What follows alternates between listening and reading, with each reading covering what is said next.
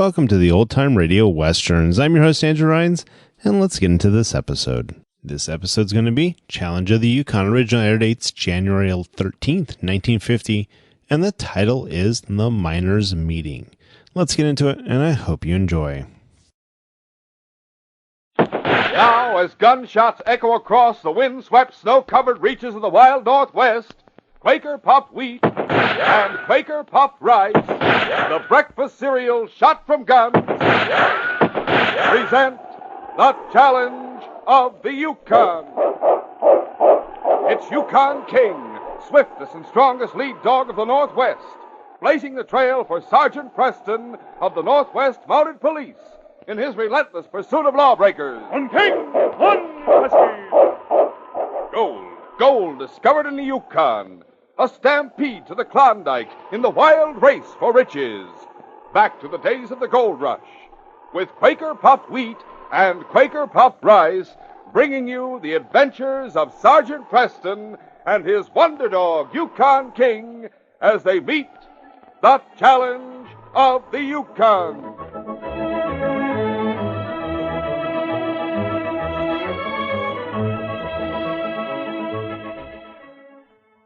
Talk about swell tasting. Say, Quaker Puffed Wheat and Quaker Puffed Rice are super delicious. These ready-to-serve cereals really hit the spot from first to last delicious spoonful. Yes, wheat or rice shot from guns is exploded up to 8 times normal size to make it crisp and tender. And it's full of bang-up nut-like flavor, too. Tomorrow morning, fill a bowl with Quaker Puffed Wheat or Quaker Puffed Rice. Top with fruit, like, say, sliced bananas. Add milk or cream. And, oh boy, what a treat. You can't beat Quaker Puffed Rice or Quaker Puffed Wheat.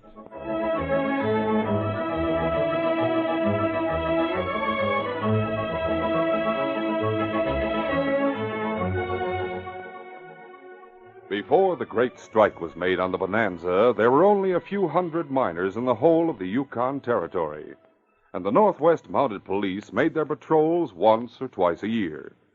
Just as in the early days in California, the miners meted out their own justice, and the miners' meeting took the place of a court of law. This was the custom on Gawnaway Creek, where nearly 40 claims had been staked. Johnny Johnson owned one of them, and he built a small cabin on his property for himself and his wife. One night in January, as they were finishing their supper... More coffee, Johnny? No, thanks, honey. I better get the dogs harnessed. I gotta drive down to the post. Tonight? Mm-hmm. But there's no moon. It's so dark. Can't you wait until tomorrow? No, Ellen, my note's due today.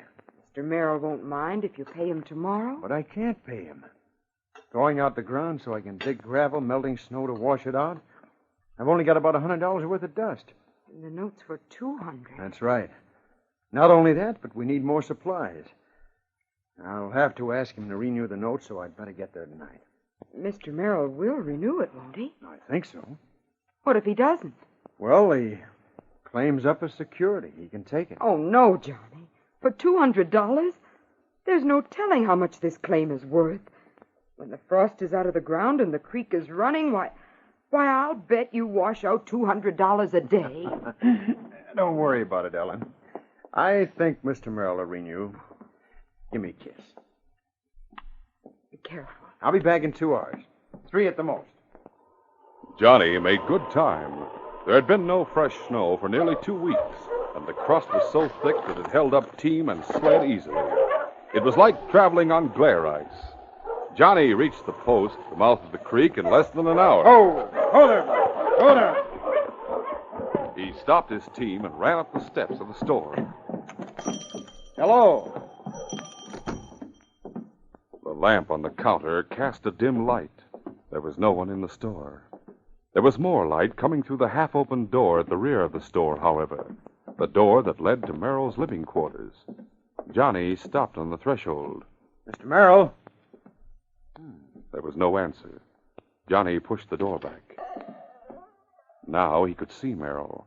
He was sitting in a chair, his head lying on the desk in front of him. Asleep. Mr. Merrill. What? There was a red stain on the back of Merrill's shirt. Blood. He's been shot in the back. Johnny lifted the small body and listened for a heartbeat. There was none. Dead. There was an old sourdough called Mike Rafferty who worked for Merrill and lived in a small cabin in back of the post. Johnny went to the back door, opened it, and was about to call when he saw a gun lying just beyond the doorstep. He picked it up. A few feet beyond, dark against the snow, was the body of another man. Johnny put the revolver in his pocket and ran to him. Mike. Holy smoke, he's been shot too. Mike. Mike, can you hear me? It's Johnny. Johnny, get Doc. A doctor? A fine chance of that around here. Who did this? Who shot you and Merrill? Get Doc. I'll do the best I can for you, Mike. I'll carry you inside and bind that wound, but... Golly, I'm afraid. Mike was heavy and Johnny was slight. He had a hard time carrying the old sourdough into the post, but he finally made it and placed him on Merrill's cot. Somebody coming. Thank goodness I don't know much about bandages. Who's there? Flint, get it. Come here, quick. Oh, hello, Johnny. I didn't think that was Merrill. Hey, what's happened here? Merrill and Mike have been shot. Merrill's dead. What? See that? And shot in the back. Mike's still alive, though. Look in that cabinet, Flint. See what there is in the way of bandages and antiseptic. Yeah, sure thing. Who could have done it? I don't know. Is this where you found Mike? Oh, no, out and back. Him unconscious? Practically. He said something about getting a doctor, that's all. Here's a bottle of antiseptic. Oh. Have either of you had any experience taking care of a wound like this? I haven't, and my hands are shaking. It was an awful shock. Well, I'll do my best. Yeah, there's some water in this pan here. Yeah. I'll wash it first. Poor Mike. Looks about done for. Who could have done it? Where are you going? Just to take a look outside. Only one set of tracks out here. Well, yeah, they're mine. You're wearing hobnails, Well, yeah. But if a man was wearing mukluks, he could walk on that crust without leaving any tracks. I figure that somebody came to the back door, opened it, and shot Merrill in the back. Then when he realized Mike had seen him, he shot him, too. Oh, by the way, here's a... Antiseptic stings a Yeah, bit, Mike's yes. opening his eyes. Mike, who was it? Who killed Merrill and shot you? Johnny, get Doc. He's gone again. You hear what he said? Yeah, just what he said before, to get a doctor. He said you shot him. No, he didn't. He was talking to me. He was talking to me. That's right. He said you shot him, Johnny. You're crazy. Mike. Take your hands off him. What's that bulge in your parka? Oh, that. I was going to show you. Here, let me see it. Hey, look, Flint, a gun. And it's been fired recently. Well, yeah, I picked it up just outside the door. 2 shots fired. One for Merrill and one for Mike. Sure, but I didn't fire them. I walked in here and found Merrill dead. That's your story. It's true, I swear it. Why, Johnny? An old man like Merrill. And in the back, too. But I didn't, I tell you. Why'd you come here tonight? I owed Merrill $200. He had my note. I was going to ask him to extend it. And he refused. No such thing. He was dead. What'll we do with him, Flint? Well, hold him here, I guess. The store's as good a place as any for a miners' meeting. I'll drive back up the creek and tell everybody to be here tomorrow morning. A miners' meeting? What's the idea of that? What do you suppose? We're going to try you for murder. Oh, no. No, Garrett, I didn't. I swear I didn't. The following morning, Sergeant Preston was driving south on the Yukon Trail.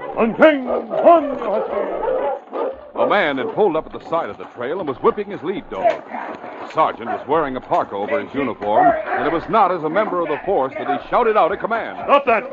Stop beating that dog! Ho, hooking, holla! You hear what I said? Why don't you mind your own business? Give me that whip. Sure, I'll give it to you. The man lashed out with the whip and cut the sergeant across the cheek. In the next instant, the whip had been jerked from his grasp. The traveler landed a vicious right on the sergeant's jaw. The sergeant dropped the whip and countered with a left to the solar plexus and a right to the jaw that sent the traveler sprawling on the ground. You had enough? Yes, Why were you whipping your lead? because he belongs to me. I got a right to teach him a lesson. What had he done? He wasn't pulling his weight. Looks like a good dog to me. There must have been a reason for it. Easy, boy. I'm not going to hurt you. Let me see your paws. Oh. Look, What? they're cut. How'd he do that? On the snow. When it's crusted this way, it can cut like a knife. You shouldn't be allowed to drive a team. How do you figure it's my fault? Look at my dogs. Look at the way I protected their feet. With leather. Yes, it's easy to do. Use caribou skin. First time I ever heard of dogs wearing mucklocks. That doesn't stop it from being a good idea. Well, I haven't got any leather. You can get some from Father LeClaire. His mission's just around the next bend. But you'd better stay there and let the father doctor those paws. A few more miles and this team won't be able to walk, let alone pull a sled. I've got to get to Circle City. You won't ride if you don't wait until tomorrow. Well, okay. I guess I better take your advice. And thanks. That's all right. Sorry I lost my temper, but I don't like to see a dog mistreated. Well, I won't anymore. You can depend on it. Good. Let's go, King. On King! On Husky! The light was fading when the sergeant reached Gonaway Creek, but he could see a crowd out in front of the trading post. A rope was being thrown over the branch of a tree. A young man was standing near the tree, his hands tied behind him. A woman, hysterical, was being held back by two men. It's a hanging! On King! On, you Huskies! We'll continue our adventure in just a moment.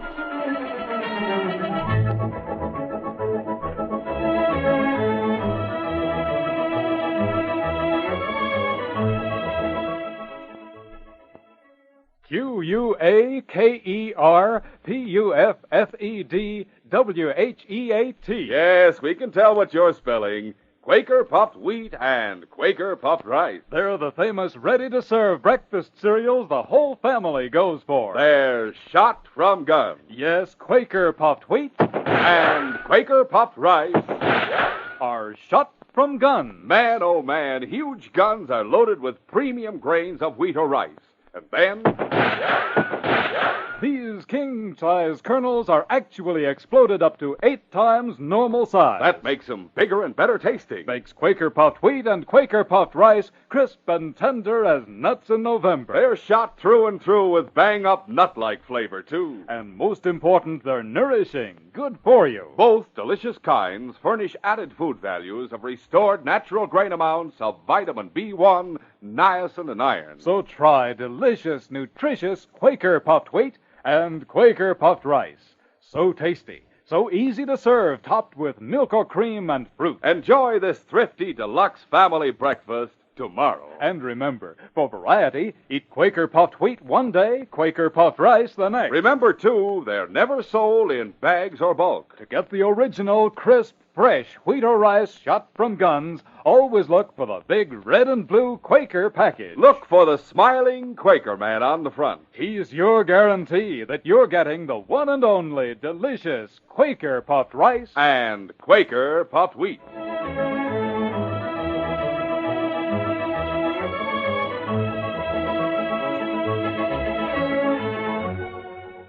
Now to continue.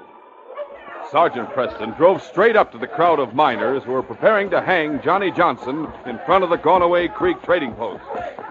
Looking! Oh, you Huskies! Hello! What's going on here? We're hanging this man for murder. Are you in charge? Not exactly. Norm White was chairman of our miners' meeting. That's me. White?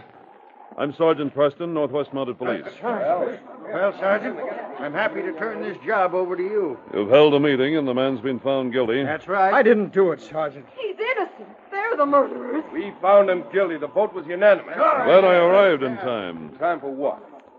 What's your name? Garrett? Well, Garrett, you very nearly made a big mistake. Mistake. Look, I know the laws of the Northwest Territory. A miners' meeting is qualified to try him. True enough. But before your sentence can be carried out, the force must examine the evidence.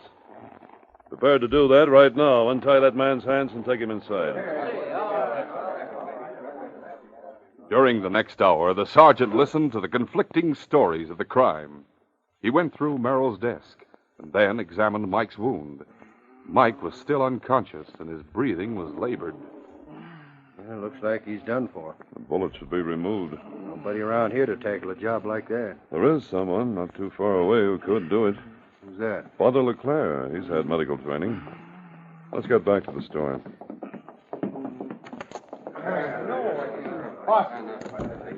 Sergeant? Satisfied? Not entirely.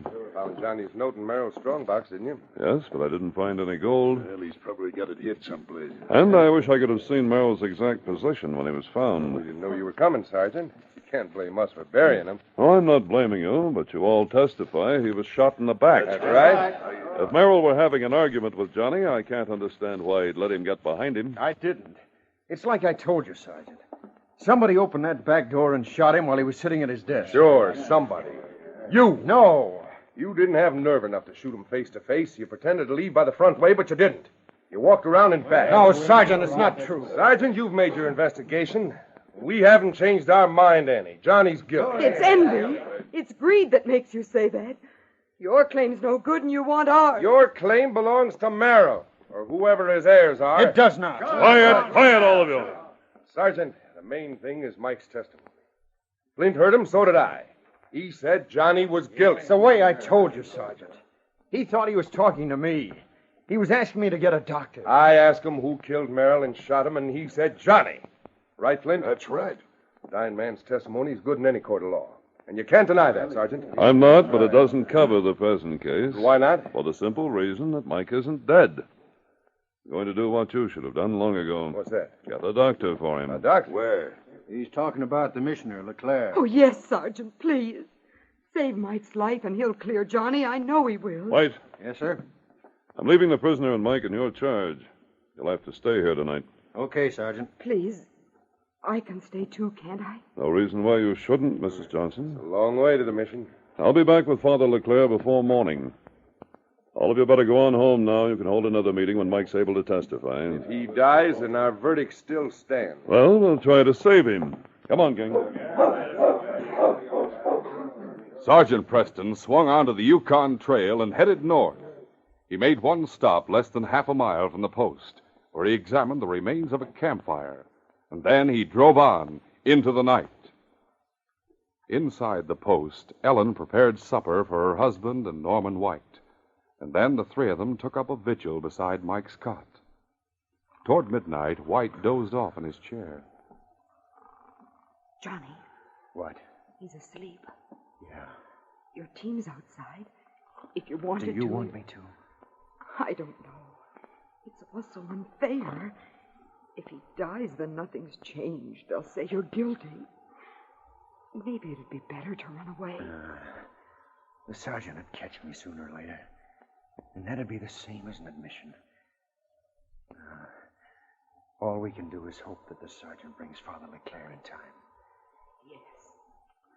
Hope, pray. At that same moment, Sergeant Preston was stepping on the brake of his sled in front of the mission. As he walked up the steps to the door, he noticed that there were only the father's dogs in the run beside the house. As soon as he had knocked, he heard the missionary's voice. And a moment later, the door was opened. Huh? Oh, Sergeant Preston. Come in. Thank you, Father. Father, I have bad news. Sergeant, I'm sorry to hear it. There was a murder last night at Gonaway Creek. Nombre de Dieu. John Merrill, shot in the back. Who could have done such a thing? That's what they're trying to find out. They've already held a miners' meeting, and they think they have the guilty man. Who could it be? Young Johnny Johnson. No, Sergeant. I don't think he's guilty either, but all the evidence there is points to him. It's hard to believe. It's impossible for me. I've met too many killers in my time. There's something in their eyes that can't be mistaken. Someone like Johnny couldn't kill unless it were under extreme provocation. Monsieur Merrill would not have given him that. But it seems there's only one way to save him, Father. If there's anything I can do... There is, Father. Mike Rafferty was shot at the same time Merrill was killed. He was the only witness to the murder. If you can save his life, we'll be able to learn the whole truth. He is badly hurt. Bullets near his heart. Should be taken out. I will go to him at once. I knew you would, and I was going to take you back myself. But, Father, I suggested that a man stop here and ask you to bandage his dog's paw. We did, Sergeant. I also suggested that he give his team a full day's rest. He was very impatient. Some important business in Circle City. Huh? You say what it was? No. He went to bed as I did at 9 o'clock. But just an hour ago, I heard him up. He said he could not sleep, and, well, he said goodbye and left. Only an hour ago. Father, I'm going after him. You do not think he has anything to do with it? I don't know, and I'd rather you wouldn't say anything about it at Gonaway Creek until I make sure. You can depend on me, Sergeant. At 4 o'clock that morning, Johnny and Ellen heard a dog team stopping outside the post at Gonaway Creek. White. What is it? Dog team stopping outside. Maybe it's the sergeant. Asleep, huh? Well, I guess I can trust you two. I'll go see.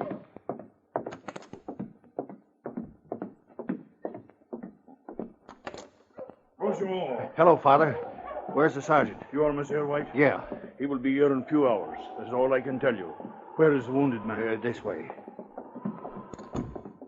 Father LeClaire went to work and extracted the bullet from Mike's chest.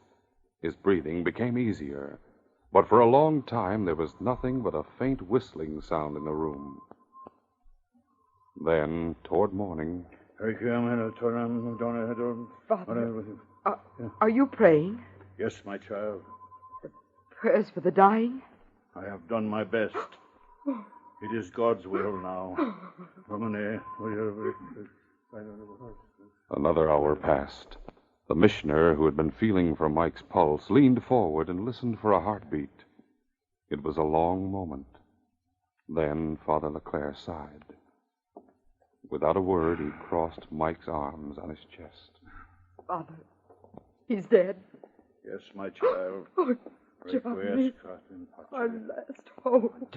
Don't ever. There is always hope. They'll be coming back soon, Garrett and Flint and the others. The sergeant will be coming, too. But what can he do? They'll say Johnny's guilty. They'll hang him. I've promised to say nothing of what the sergeant tries to do. It may be that nothing will come of it. But put your trust in him, my child. I will pray for you and your husband. Come on. Do not despair. As soon as it was light, the miners began to return to the post. When he learned that Mike was dead and the sergeant hadn't returned, Garrett called for action. Well, what are we waiting for? We've already held our meeting. Mike's dead. Nothing can change what he told us. Johnny killed him and Merrill. I say let's get the hanging over with. We ought to wait for the sergeant. What for? We got work to do. Why should we waste any more time? Merrill was our friend. So was old Mike. The man who murdered him is in that room. I say let's drag him out and string him. That's right. Let's have some justice around here. Now, wait. There's no sense to waiting. How about it, men? We want justice. Who's with me? I am. Hey, come on, let's go get the He's killer. right. Let's go get him. Stop. You do not know what you're doing. The sergeant believes this man to be innocent. Out of the way. We say he's guilty. That's right.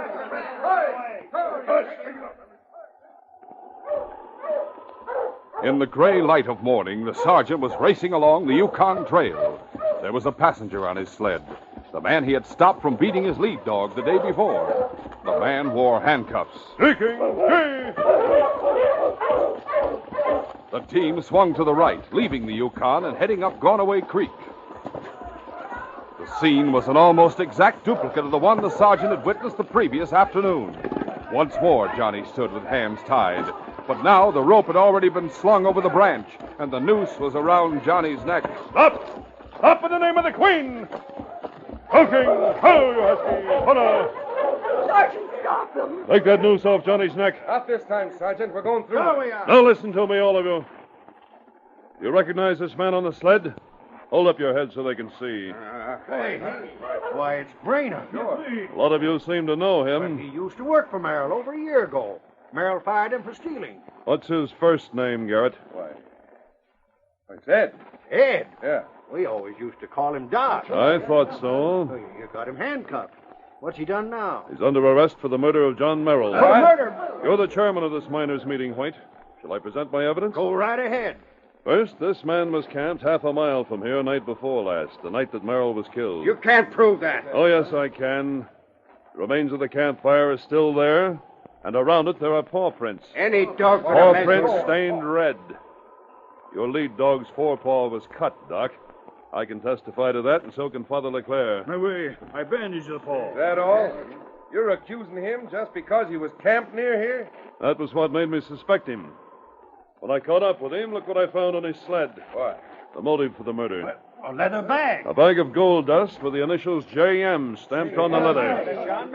That should be enough to convince even you, Garrett. But there's something more. Something that ties up the robbery with the murder. Mike's words. Sergeant, I did my best, but it was too late. Mike is dead. Oh? I'm sorry.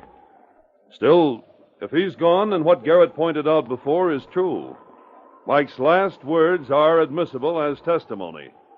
He wasn't concerned about his wound when he said them. He knew just as well as the rest of you there's no real doctor within 500 miles. He was accusing the killer. What did he say, Garrett? He said, get Doc. Right, Flint? Yeah. Why, you dirty double Shut up, you fool. We've already sworn to that. Put my neck in the noose, will you? Well, you'll hang with me. Garrett and Flint were both in on it. That's a lie. They were going to meet me outside and split the gold. They kept watching the post and tipped me off when the old man was alone. Shut up! Bungled the job, too. Told me Mike had gone up the creek when he was in his cabin. Well, he came back. That's enough, Flint. I'm charging you and Garrett as accessories before the fact. You're under arrest. Yeah, well, this gun says we're not. Now stand aside from your sled. All the rest of you get back. Flint, grab the lead dog. Turn him around. Yeah, come on, get around. That's... But King had no intention of obeying any command that didn't come from his master. Flint tugged at his harness. King dug into the snow and growled his defiance. This dog's dangerous. Now cut him out of harness. You can manage the rest of the team. Okay. Freedom from the traces was all that King needed. He had recognized the menace in Garrett's gun, and as soon as the leather was cut, he dove for Garrett's leg. Garrett was knocked to the ground. All right, King. The sergeant jumped on top of Garrett, grappling for his gun. Flint turned to use his knife on the sergeant, but King barred his path. All right, Flint. And in Flint's moment of hesitation, Johnny closed in from behind and pinned his arms to his side. The sergeant wrenched Garrett's gun from his grasp. Oh, get up, Garrett. It's you who's covered now. You're going to jail with Flint and Doc. That means you're free, Johnny. We have the real criminals, and this case is closed.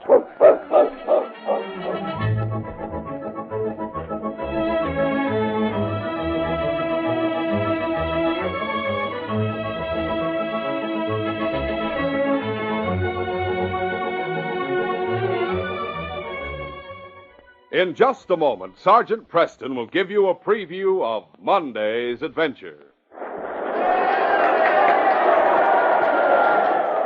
Here's the breakfast that brings cheers from coast to coast.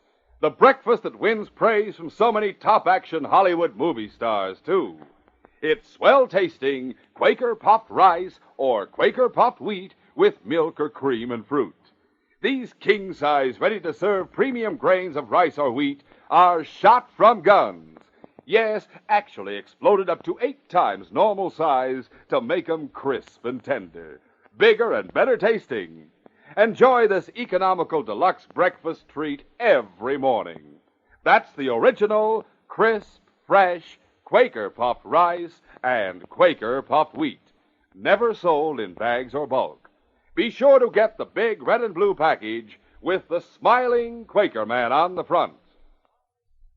Listen Monday when Sergeant Preston and Yukon King meet the challenge of the Yukon in the case of the Diamond Collar. When King and I stopped at a cabin near the top of Windward Pass, we heard a girl inside calling for help. Just as we entered the cabin, an explosion rocked the earth and an avalanche roared down the slope behind the cabin. It was either move fast or be buried alive. And from then on, there was the threat of death in every second. Be sure to hear this exciting adventure Monday. These radio dramas, a feature of the Challenge of the Yukon Incorporated, are created by George W. Trendle, produced by Trendle Campbell Enterprises, directed by Fred Flowerday, and edited by Fran Striker. The part of Sergeant Preston is played by Paul Sutton.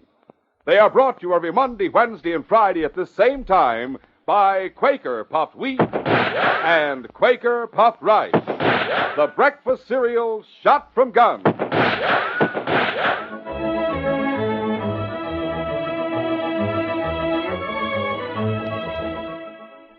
For a delicious hot breakfast, eat Quaker Oats. The giant of the cereals is Quaker Oats. Delicious, nutritious, makes you feel ambitious. The giant of the cereals is Quaker Oats. Say, boys and girls, do you want to be a star someday in sports and activities? Then start on good Quaker Oats breakfast tomorrow. 'Cause nourishing oatmeal gives you more growth and endurance than any other whole grain cereal. Remember, Quaker and Mother's Oats are the same.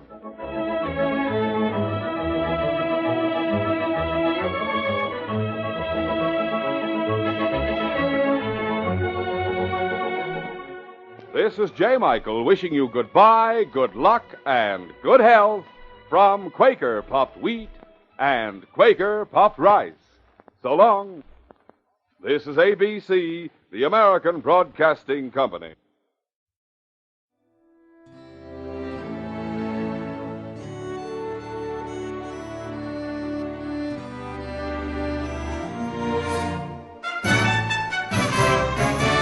This has been a presentation of OTRWesterns.com, and we hope you enjoyed. Please take some time to like and rate our shows in your favorite podcast application. Follow us on Facebook by going to OTRWesterns.com/Facebook.